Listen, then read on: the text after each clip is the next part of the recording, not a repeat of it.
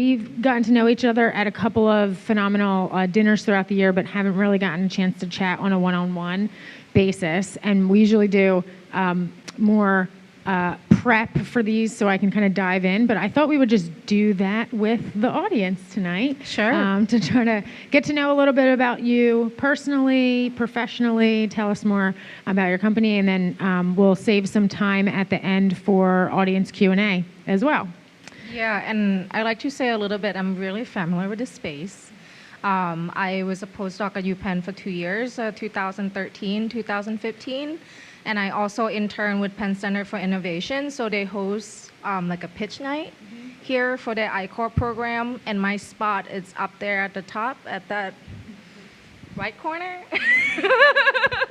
So it's weird being on this side instead of, on the other side, listening to people pitch. So, yeah.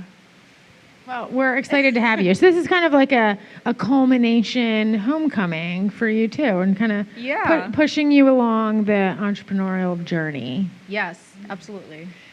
So one of the places that I always like to start, because I think context is really important. So even when we talk about, which we'll definitely talk about, obviously shaping AmorSui and how you got the idea for that and kind of what the trajectory was like, I always think that the context of kind of growing up and what your life was like, how you got to the postdoc at Penn.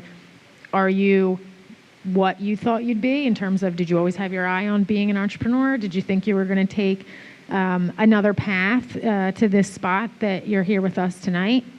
I always like to just hear the journey part, because I think that it's important. And I've never heard anybody say it's an exact straight line, that you came up with this business idea when you were 5 years old and just kind of, ran along the course. So I think the winding road is super relatable for those entrepreneurs that we may have in the audience with us tonight. So I'd love for you to just share your abbreviated version of your journey to how you got to sit with us tonight. Sure. So I grew up in a family of entrepreneurs. My grandfather had like a motorcycle business that he started, and then he built it to be one of the biggest in our regions in Thailand. And my dad started his own architecture firm. So I have seen since I'm really young, that, if you're really passionate about something and you could be passionate about the business and you can build it to be successful. For my term, since high school, I was fascinated with science. I got accepted into chemistry Olympiad, and that it was like a whole summer where you just do science experiment talking about chemistry and how it could make an impact in other people's life.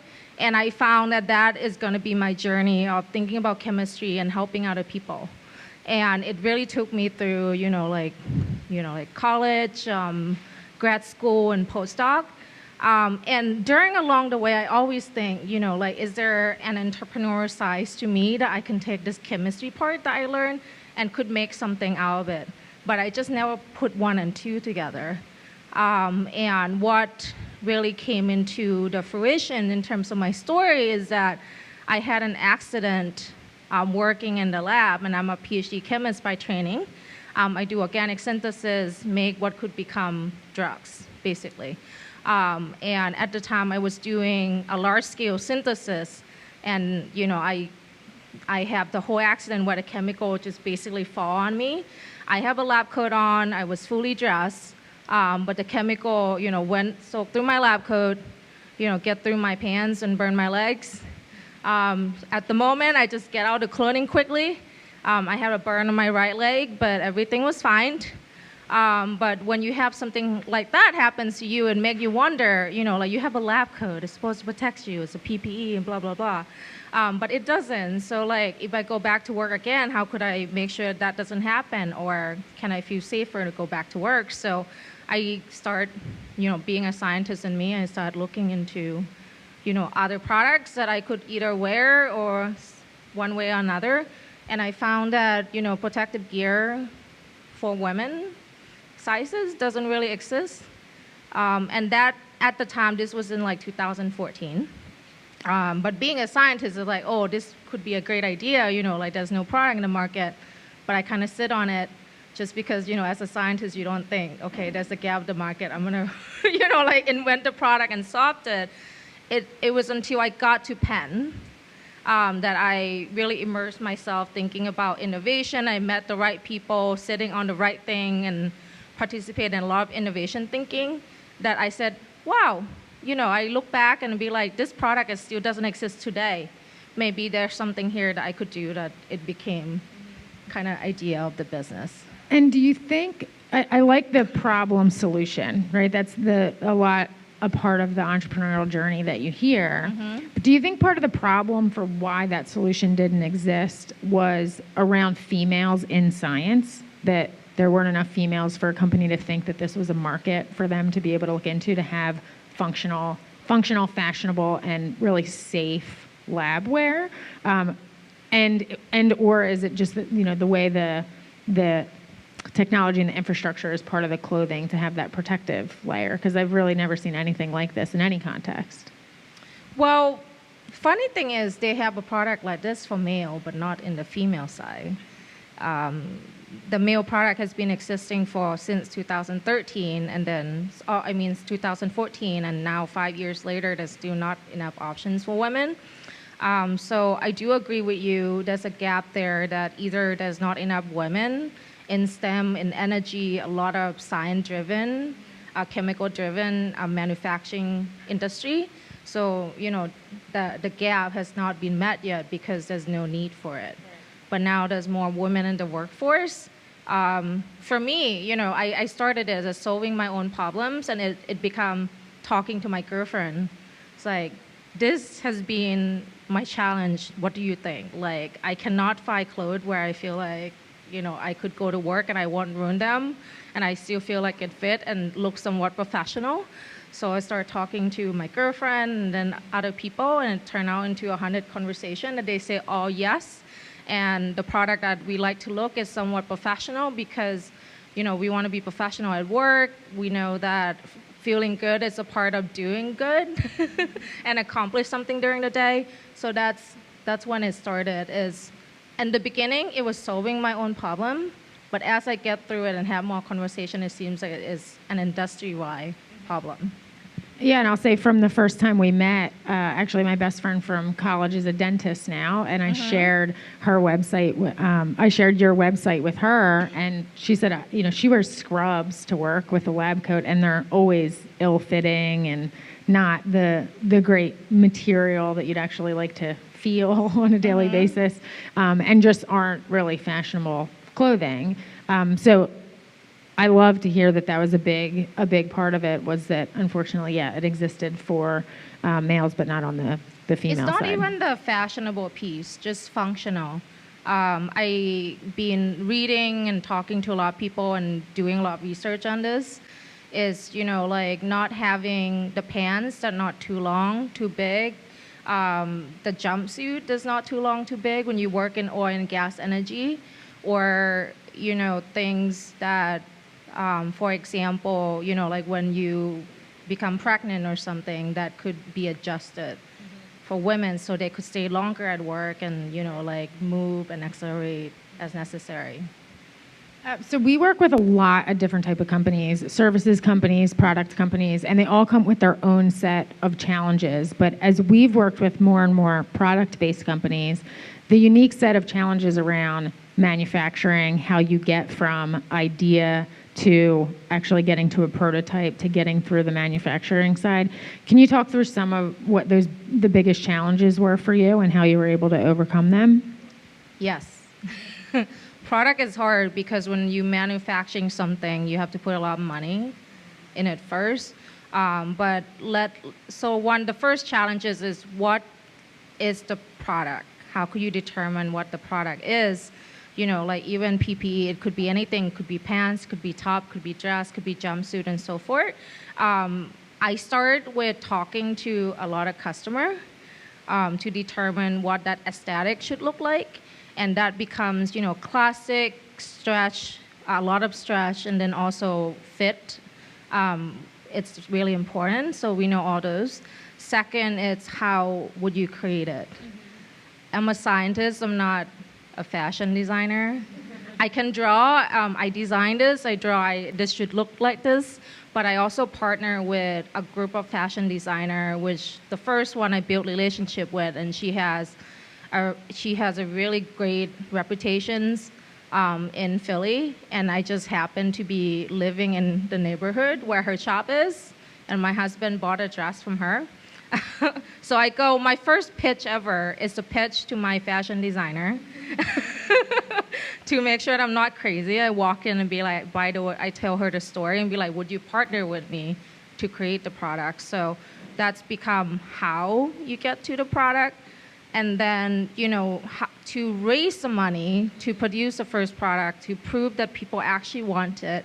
Last fall, actually, during this time, we closed a crowdfunding campaign on iFund Women. And basically, we're looking to raise a really small amount, 15 grand, so we could produce a product, we could get it out in the market, we could get the first feedback, and then do iterations of that. So I think those three were the most challenging thing, like taking it up. Like, what are you making? How are you making it? What's the money that you're making it? But just going along the way and figure out a way of how to do the minimum viable product with the least money you can has really pivoted to where it is today. And this is a second generation product. I could say that this is much better than what we had last year. And now we launching a pilot program with Harvard. We're looking to get into different industry.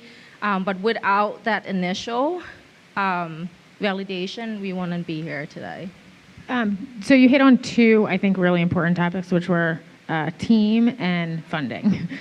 So as a follow-up to the funding piece, did you guys raise or have you raised any other capital outside of the crowdfunding campaign? Not currently. Well, we sold out of the first production, which have a little bit of money to fund us. We've been really frugal, of course, as the first few years of funding business.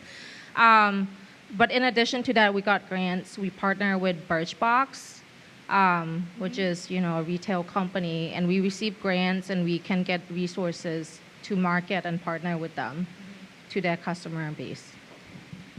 In looking at the crowdfunding campaign space, there's Kickstarter, Indiegogo, the bigger ones. I've seen more and more female founders launch on iFund Women.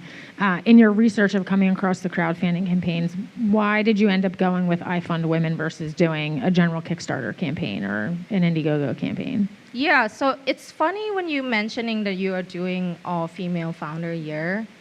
And one of the things that I am more aware as I start my own business is how my purchase decision could make a difference in other female entrepreneurs' business. And iFund Women is owned by a woman founder. They staff all the women within the staff. So when I look and I think about my brand, which we look to protect and empower women at work, including scientists, where we kickstart in the beginning, it's aligned with my mission to support whatever, like the revenue that we're getting from the crowdfunding campaign to go through the business. And that's why we choose it. I think the mission was there, the platform was there, and they also have a platform in a way that you could get free coaching on how to actually do crowdfunding campaign. And I leverage that, it's like basically a free help, free assistant. And that's how, I learned from zero until we raised 15 grand. Yeah, I've heard wonderful things about the iFund Women from the support side of what they're offering you to really shape the crowdfunding campaign. So I encourage everybody to check that out if you haven't been on the website. They have a free Slack where you could connect with a lot of women entrepreneurs, and sometimes you just get free advice. The first questions I had when I closed my crowdfunding campaign is how to ship my product. Like, what's the cheapest way to do it? But still have the aesthetic that we're looking for, and I just sent out the questions to the community, and I get the answer back within like 5 minutes, and then I'm just like, yes, time is goal, money is goal, help is goal. So what was the analysis around not going out and raising outside capital now and deciding to bootstrap the business and do a crowdfunding campaign and then build yourself on the revenue from those first sales? Sometimes it's easier, sometimes it's harder. There's pros and cons to both of them. So what was the analysis that you did? I'm always fascinated about innovation and startup. And every time you look onto like Crunchbase or the news, you always see startup company that raised $1 million, seed round or something like that. But I think what a lot of people don't see is how much work those companies have done to get to that point. And the reason why we don't just go out and raise the fund is because we don't have the proof of concept yet. And crowdfunding campaign for us, even though it's small, it gets the job done in a way that it allows us to produce product, get more feedback, do another iteration, gain some revenue, and also just show the proof of concept that someone will actually pay the money it validates to buy the product. And it helps, now that we start talking to some potential investor regarding the seed round funding, we have done some of the legwork. And also talking to, like potential partnership at university, we have done a legwork in a way that we could share the feedback that this is why we're doing. Yeah. And one of the other things that you had touched on was a team of going and basically recruiting. Would the fashion designer be your first team member that you recruited to join the team? So obviously you had recognized that you had a skill set, you had identified a problem solution, but not being a designer, you were going to need to bring somebody else onto the team. Were there other people either directly on your team or indirectly that have kind of been in the space that have helped you get to the point that you're at now? Yeah, so I started from one fashion designer. We now have 5, 20 hours, like freelance, and then also 5 consultants. And they range from fashion designer, pattern designer. So basically your clothing, they come in pieces and you sew them together. I didn't know that as a scientist until now. And then also like textile engineer. Because we now looking to, creating our own fabric that even better than what it is existing currently. And then we just start talking about how we could incorporate technologies into helping people be more safe working in the lab. So there's a lot of pieces, but from the fashion perspective, we have about like 5 to 7. Can you talk more about the technology integration of making things safer in the lab, where you guys are with that? Sure. So we identify a partnership with another textile engineer company that have this conductive technology fabric that now we think about using it in things like, dress, clothing, or lab coat, and help people monitor, like the compliant adherence of wearing a lab coat in the lab. And by being comply and adherent, then they will be able to, get rewards. Through we looking to bring in a commercial partner, so you can get paid for wearing your lab coat, get a discount to buy a certain thing or buy a beaker or something like that. So we're working on that idea. So to educate me and perhaps some people in our audience, when you talk about compliance, is there different compliance for different lab settings in terms of the materials? And are you guys looking at focusing on one different section of that, or will your product and material be able to go across a couple of different industries? So from a broad perspective, any piece of clothing or item, we can use our technologies, but where we think we'll make the first proof of concept will be with the lab coats. And that's because we talked to safety officers, we're launching the pilot program, and they say that 85% of the safety officers said that the biggest problem that they have is to encourage people to wear their lab coat. And that's when the accident happened and they don't have their lab coat on, where they get into trouble.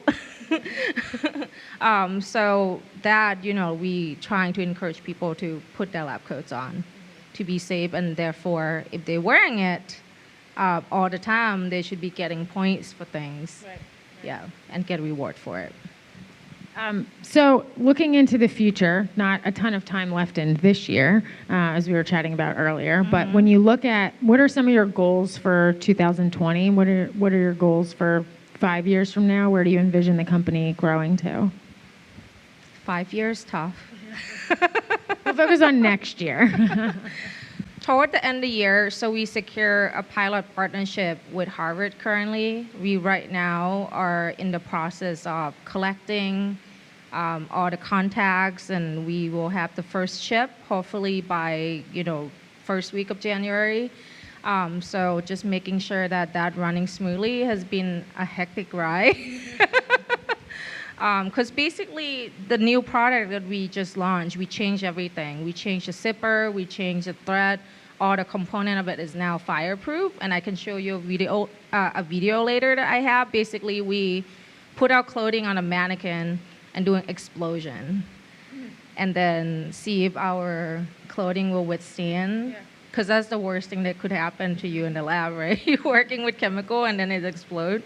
And our clothing is fine. But to do that, you have to replace all the components. And we didn't really have that this last year until now. So going into manufacturing, you can say we change all the components and just have to make sure everything is in place.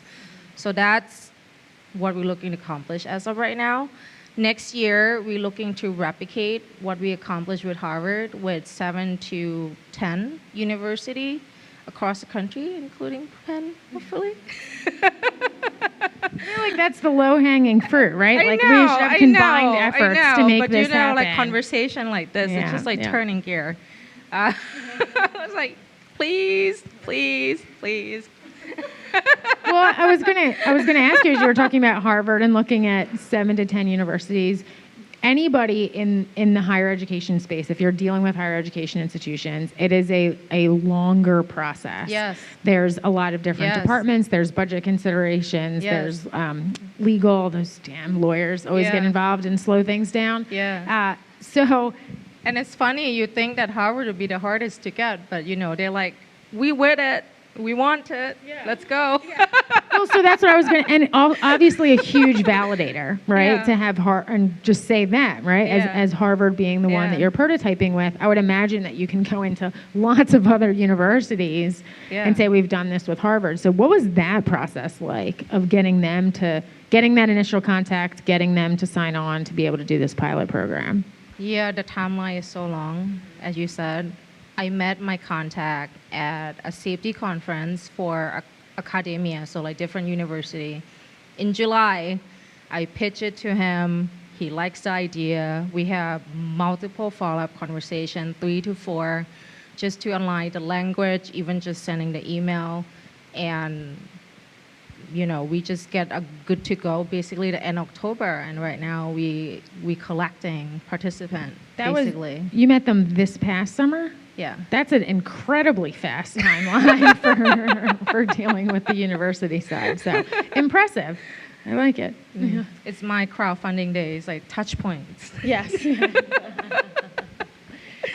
So what are kind of the other partnerships and avenues that you'd look at outside of the university setting, or is that the biggest opportunity for AmorSui going forward?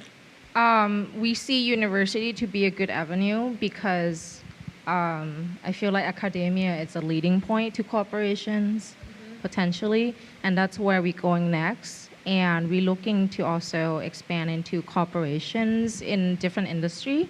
So like our fire-resistant clothing could be applicable to energy, manufacturing, chemical. And once we have the validation with university, I think, that's the next step, maybe in Q3 next year. That's where we're going. We already start fashion shoot for it. Very important part of any fashion-related company. Yeah.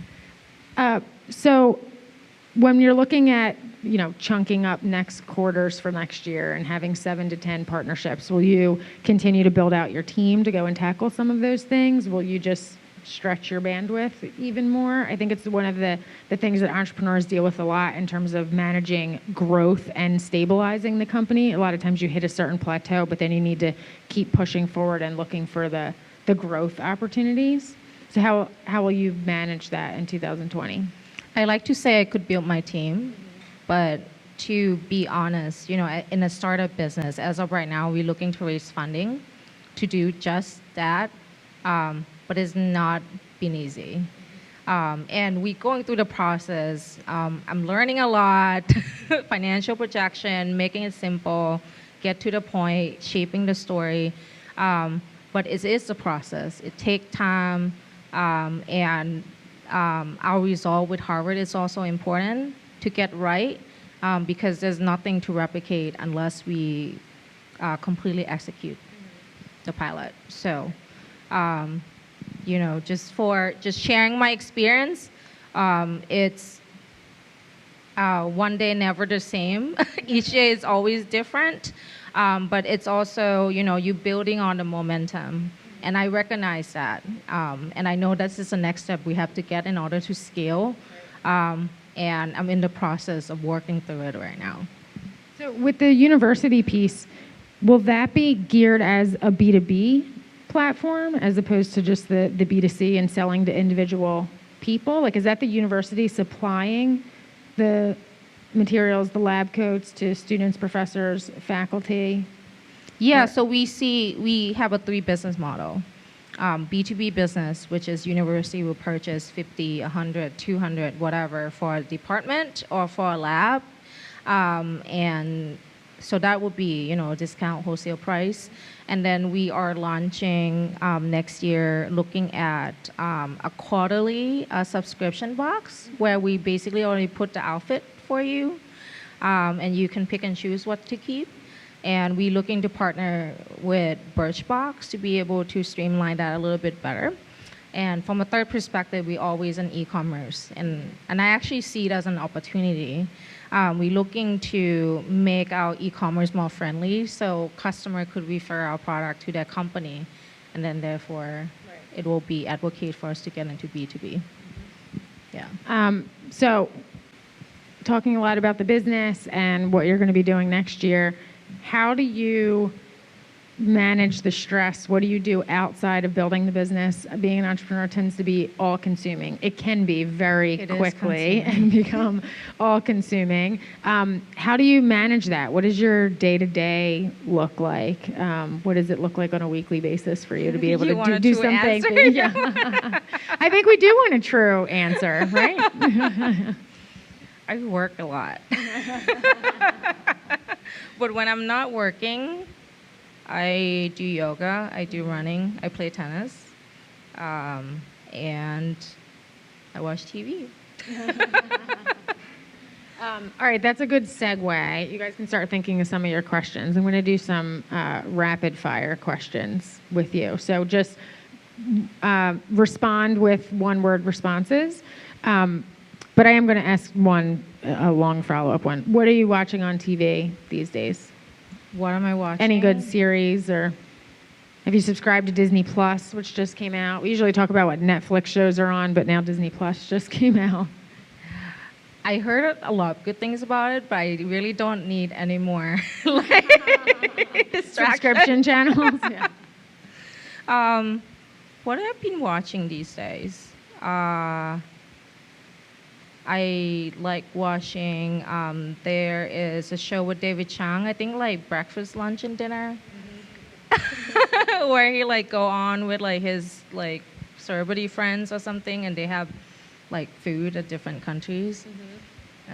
Imagining myself, traveling, enjoying my time somewhere, eating good food while working on my computer or answering email of Harvard.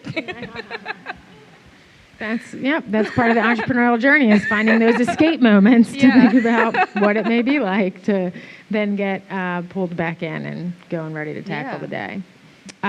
Okay, quick couple rapid fire questions. Books or podcasts? Podcasts or audiobook? Not reading. Beach or mountains? Mountains? Dogs or cats? Dogs. Emphatic. I have a corgi. Oh. And he liked to cuddle when it's cold. Yeah. Which is now. I'm trying to tell him that he can't lean he liked to sit on my lap and I'm working and he lean and then I can't type. And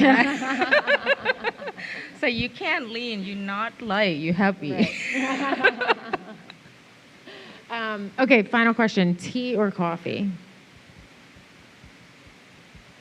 I like tea, and I should not be drinking as much coffee as I do now, but But coffee is like when I need to get things done. Yeah, that's what happens. I was just having this conversation with one of my team members earlier. I only drink coffee on Mondays because it's Monday, and it ends up being like, yeah, it really rares you to go if you're not used to drinking coffee all the time. But then you crash, and then you need another cup. Yes, very much. So I am going to hand over the mic to Mariah, and she's going to bring it around the audience so we can get all of your questions. All right. Whoever wants to, here we go. All right.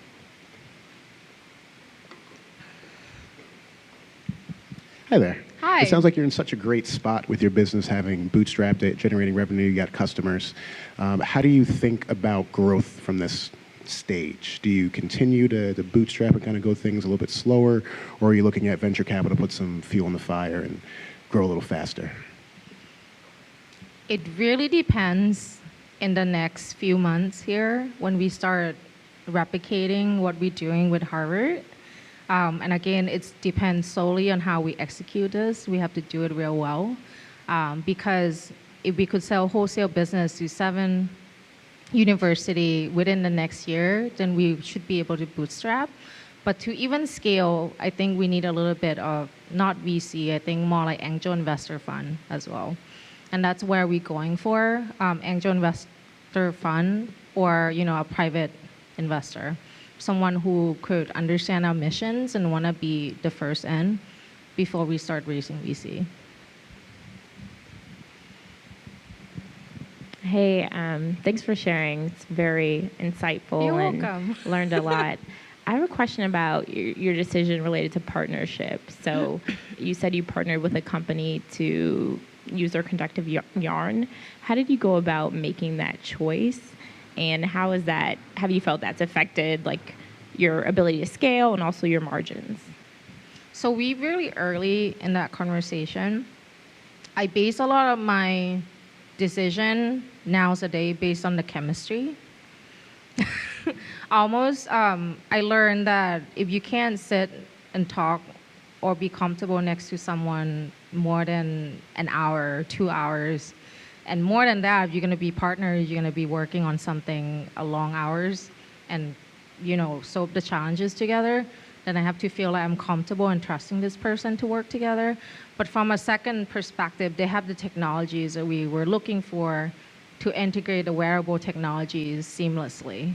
So it seems to align. They have the technologies. We already building the app. So it kind of marry each other. But, chemistry is my number one. Hello. Hi. You mentioned that you felt one of the reasons that it was important to create your line was because there was not something available, because there maybe were not enough women in STEM, or just there hadn't been and so it wasn't created. Do you think there are other elements to STEM work that there are disparities for women that could be other avenues for a company like yours? Meaning, sorry. Like goggle sizes? I don't know. I don't work in STEM, but are there other things that you work with on the regular, any kind of materials, instruments that additionally could be improved upon so that they are accessible for all? It could be, and I think as more and more women like me and other entrepreneurs shows that, there's a market for this, then either we will be successful as a company or other company will start picking up this product. And, one of the things that keep me going every day, even though working in startup is really hard, is that, if I prove there's a market for this, if somewhat I'm successful, a big company is going to take it to the next level and there'll be more product out there for women. For me, I can't be everything. This is where I start, so I'm seeing how it goes. But we may, of course, expand into other things. We're currently looking at a fire-resistant hijab. It's been requested from UCLA safety officer that talked to us in July when we went and meet with Harvard that there's no product currently, and there's actually no product currently that's fire-resistant antimicrobial hijab for women who are scientists who are minorities. So we're doing that. And it's kind of go with accessory, scarf thing. So it kind of go with our line. But, as we expand, we could look into other things. that work with our product. Thank you so much for sharing. This has been extremely insightful. You talked about a number of things that you've been doing, whether it's your fashion shoe or the actual product testing. How exactly do you prioritize what needs to be done on a day-to-day basis and then from like a monthly perspective?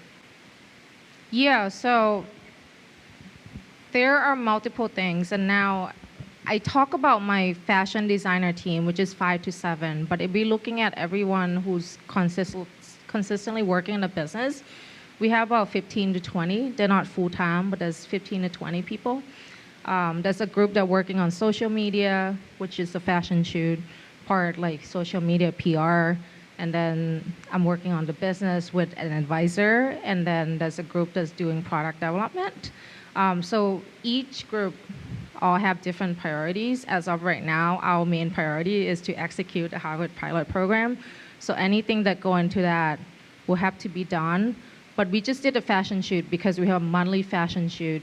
As a fashion company or clothing retail company, e-commerce, we have to create content. So, yeah.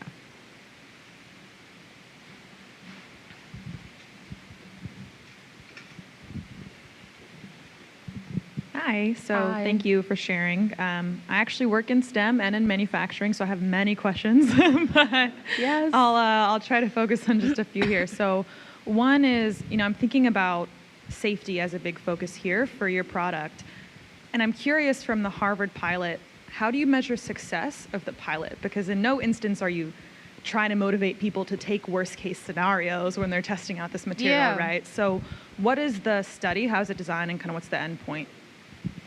Yeah, so the objective here is to show that the participant would be wearing them because our clothing is engineered and serve the purpose of protection. If they have even our clothing on without the lab coat, it will be a full protection. So the measurement here is to basically compliant adherence to see if they like wearing it, if the aesthetic fit their needs, and if this is something that they would continue wearing it over time. Okay. Because so To that helps keep with, it simple. yeah, that helps with my second question because I'm thinking, have you considered the corporate side where it is a compliance requirement? Like there are no options to not wear your lab coat when you're in that lab. Have you considered that? Because then you'll have 100% usage and then you'd have more data to go off of in terms of the questions about fit, comfort, utility. Yes, and there's our certain industry where our clothing could go in right away and they'll be wearing it 5 days a week, 7 days a week. Mm-hmm. The challenges with us currently, because we're so new and we don't have contact to the right person, we have to kind of do a proof of concept that our clothing would actually drive usage and drive compliance. So that's why we start with the pilot university, collecting data, and then use those data to start getting in corporations. And that's our plan for 2020. Gotcha. Understood. Thanks. Hey, great presentation. I wanted to just ask quickly, you talked about kind of crowdfunding some aspects of the money that you're bringing in and then potentially kind of angel investment, that type of thing. Sure. You looked much into, I guess especially for the kind of wearable compliance component you were talking about with the conductive yarns. And I hate to combine the speed of university with the speed of government, but like looking into like SBIRs, STTRs, that type of funding for like exploratory grants, that type of thing? It could be, and we actually have a few avenues because our partner came with funding. And this is something that we have to discuss, like what does that mean? You're paying for it, am I owning a piece of it? It's just a fact of partnership, and it hasn't been worked out yet. And from a second perspective, we discussed this quite a bit because it's so much different from our business model currently. Should we separate into two companies, and do something with it instead of one? So there's multiple questions with that. Am I answering your questions here? Yeah, just whether it was a consideration and what avenues you've looked at just based on the fact that you have such a... SBIR, I think you Yeah. mentioned SBIR. Yeah. Our partner come with funding, so we partnership with them and we want to take that funding. We have to understand what that terms is. And if not, we're looking into potential SBIR, but also other avenue as well, like accelerator, where it come with funding and potential pitch. So those are some of the things that we're looking at as well.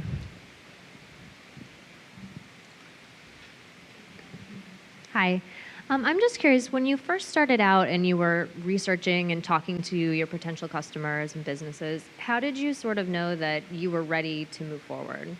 Meaning, was there a moment where you thought, okay, I'm ready to kind of push forward. I believe in this idea. I think it could be successful. Do you know what I mean? Like, was there a moment? Like, how did you know when you were ready? So Jen, I specifically was listening to the audiobook before I came here because I want to address that question. I know you will ask about, what book you read or something. And I really like the book. It's called That Would Never Work by Mark Randolph, who's a co-founder of Netflix, basically. And basically in the beginning when he started with the idea of Netflix, even his wife and anyone around him said that would never work. Mm-hmm. And then there another quote for some famous guy that he referenced in the book that said, "No one know anything." Because look at how the Netflix is now. It's like huge, like in multiple countries, and it shows that, streaming content online is possible, but it started from a really small idea. And so to get to that point, you will never know when you're ready, but when you decide to take that first step, then you'll learn something to know that that is the right decision for you or not. For me, for the past year and some change, I've been working on this business. I have learned the most, not only from the business perspective, growing my contact tremendously, but then also just about myself, like what I stand for, what do I support, and how to talk about things that I'm passionate about, which I didn't know when I was a scientist. Things that I'm passionate about is self-expression, not just even women empowerment, because I don't want to feel bad talking to the guys here, just someone to be able to express themselves and be confident and be the best that they can be. That's what I'm passionate about, and that's what my brand's all about.